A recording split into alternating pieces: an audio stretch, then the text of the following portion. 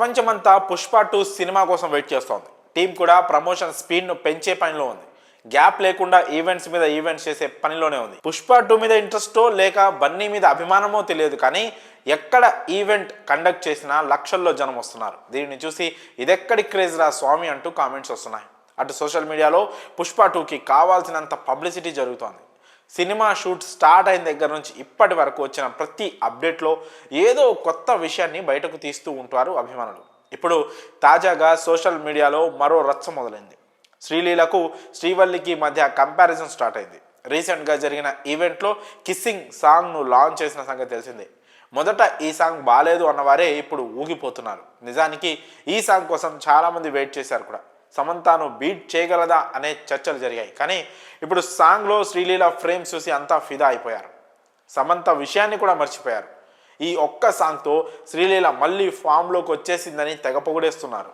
అయితే అసలు మ్యాటర్ ఏంటంటే, మొన్నటి వరకు సమంతతో కంపేర్ చేసిన వారు ఇప్పుడు ఏకంగా రష్మికతోనే పోల్చడం మొదలుపెట్టారు. సోషల్ మీడియాలో ఎక్కడ చూసినా శ్రీలీల హవానే కనిపించడంతో పుష్ప మూవీ స్టార్ట్ అయిన దగ్గర నుంచి రష్మికకు రాని క్రేజ్ ఒక్క సాంగ్తో శ్రీలీల దక్కించుకుందని కామెంట్ చేస్తున్నారు. దీంతో పాటు రష్మిక ఫ్యాన్స్ కాస్త హట్ అవుతున్నారు. కానీ సినిమాలో రష్మిక క్యారెక్టర్ ఎంత స్ట్రాంగ్గా ఉంటుందో సుక్కు ఆల్రెడీ ట్రైలర్లో చూపించాడు. ఇప్పటి వరకు రిలీజ్ చేసిన అప్డేట్స్లో రష్మిక అంత సౌండ్ చేయకపోయినా సినిమాలో మాత్రం అమ్మడిదే పై చెయ్యి అనే టాక్ కూడా ఓవైపు నడుస్తోంది. ఏదేమైనా ఒక సినిమాలో ఇద్దరు హీరోలు లేదా ఇద్దరు హీరోయిన్స్ ఉన్నప్పుడు ఇలాంటి కంపారిజన్స్ అనేవి చాలా కామన్. ఇప్పుడు జరిగేది కూడా ఇదే.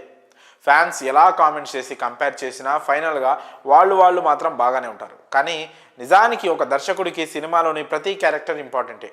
ఆ పర్టిక్యులర్ ఫ్రేమ్కి ఏ విధంగా అయితే ఆ క్యారెక్టర్కు ఎలివేషన్ ఇవ్వాలో ఆ విధంగా ఇస్తూ వారిని చూపిస్తూ ఉంటారు.